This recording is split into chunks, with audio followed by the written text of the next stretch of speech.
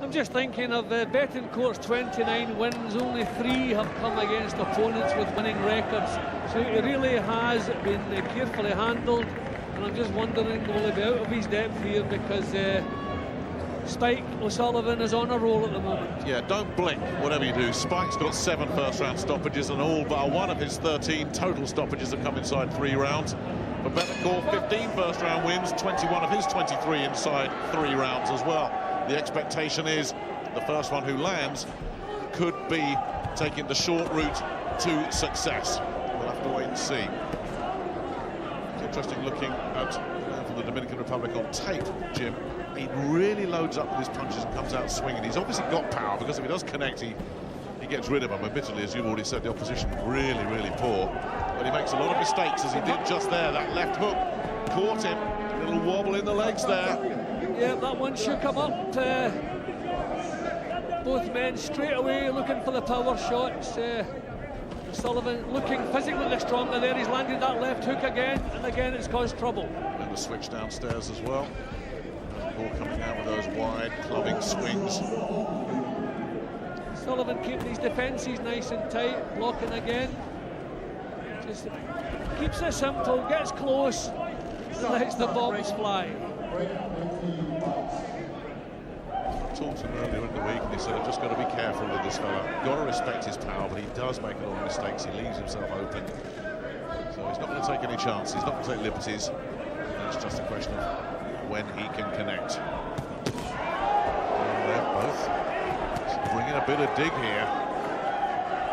Yeah, 2 big punches landed from either man, but O'Sullivan's was the one that caused the damage. Every time he's landed cleanly, it's troubled Betancourt.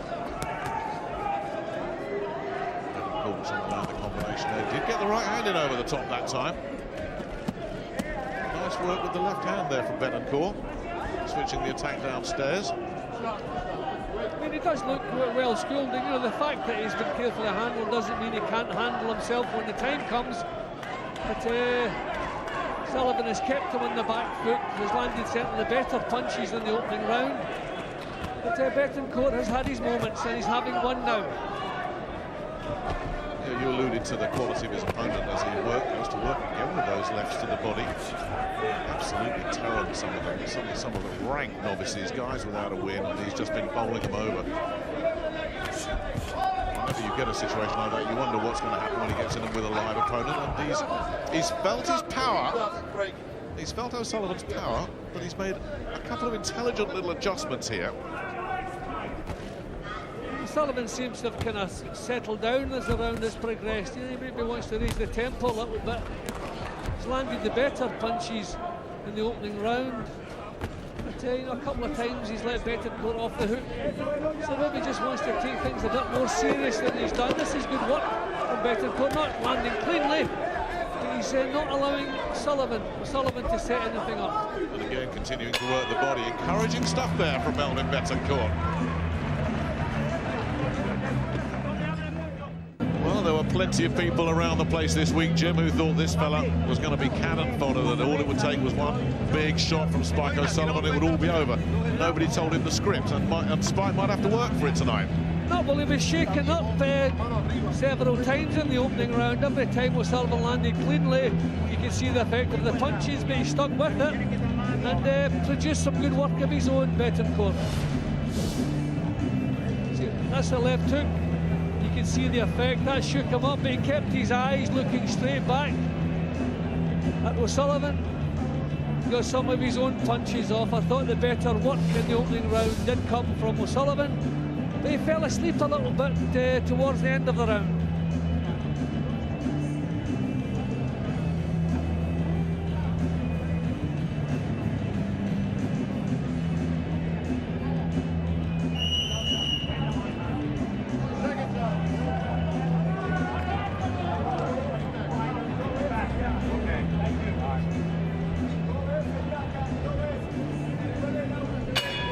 Round 2 then of this 10-rounder at middleweight. Spike O'Sullivan, the man making the big fashion statement from Cork in Ireland. His only defeat came in 2013, a points decision against Billy Joe Saunders. A lot of mutual respect between those two at the final bell, I can tell you. And again, Betancourt coming out, looking to land early and heavy, and O'Sullivan a little bit flat-footed there, and missing badly himself. He's not dealing with the jab. This is good stuff from Betancourt at the start of the round. I think O'Sullivan may be depending too much on his power, not thinking enough about technique. Looks as though he feels he can just walk through Betancourt, but it didn't do it in the opener.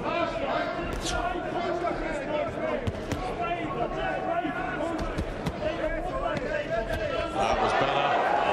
The front body to head and the right hook upstairs shook the man from Santo Domingo once again. And O'Sullivan looking to try to measure him up here, but still throwing plenty back at him, Betancourt.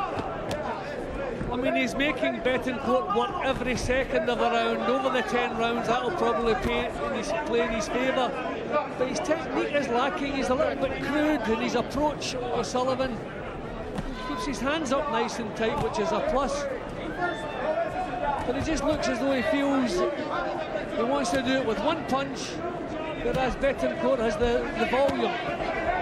Nice hook to the body. He tried to find the head shot again, then he's gone to work with the left instead. And again, Betancourt regroups and throws combinations. Nice uppercut mixed into the work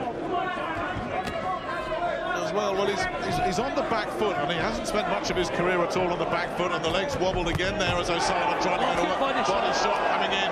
Then another switch left upstairs, and O'Sullivan and that might be it. Well, it was almost on the cards, Nick. Every time a clean punch landed, Betancourt was out of there, and he's not looking too steady. He doesn't know where he is. They're going to let him carry on, but O'Sullivan's got this dialed in. You can see in his face, he just walks forward. One more of those, and he knows that's going to be it, and it's full survival mode here now for Betancourt, who's been systematically broken up, beaten to the punch here. And O'Sullivan lands another one of those right hands. Betancourt trying to dig in, and down he goes again, and there won't be a count. He's out.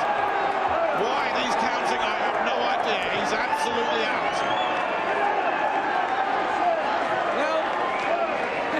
O'Sullivan's just reminding us why so many people buy tickets to see him. It's exciting, but let's just hope at the moment that Betancourt is okay. And there we go, the jig.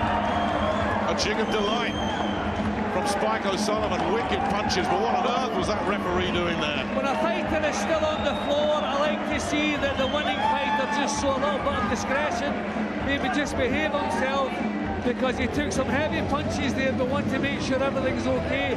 I do not know why the referee bothered with a count. That young man needed medical attention straight away, so I don't know what that was about. But I think Spike O'Sullivan now has realised. Yeah, he's gone over as we're looking at the replay. Spike has gone over to have a look at his opponent. Every time he landed, you could see the effects of the punch. Now that looked like the finisher. I did not expect Betancourt to get back up from that. I did not expect him to box on after that. He showed a lot of courage, time and again. I mean, it's just the way he went down here, Jim. You could see he was out before he hit the canvas. Yep. What on earth this referee thought he was doing, I have no idea. You don't even bother counting. I mean, that's, I think, the first one again. That was the first knockdown. Wait till you see the second one. What on earth was he bothering with a count for? Yeah, but, I mean, I do not know. It was obvious the man needed medical attention, not a 10 count. I mean, the neck was twisted. See, I think the finishing punch, it was actually the forearm that landed. You know, it wasn't the knuckle part of the glove, but I think the damage was done there. There you are. I mean, it was actually the forearm that landed, but the damage had been done before that. And as we say, why did the referee bother with a count? This is when Spike, delighted to huge victory for him, obviously. But once he realised his opponent was in some trouble, and he settled down. But everything's okay now, thankfully. Betancourt back up on his feet. But terrific performance from O'Sullivan. Yeah, good to see that Spike is in there showing some concern as well, as we still get Melvin Betancourt now very, very gingerly back to his corner. He's still in a bit of a state here, Jim. You know, that was on rubber legs. He walked back to his corner. So O'Sullivan does it again. This fellow we thought might be out of his depth. He showed some promise in that opening session. He just could not handle the power of Spike O'Sullivan, which is a serious weapon.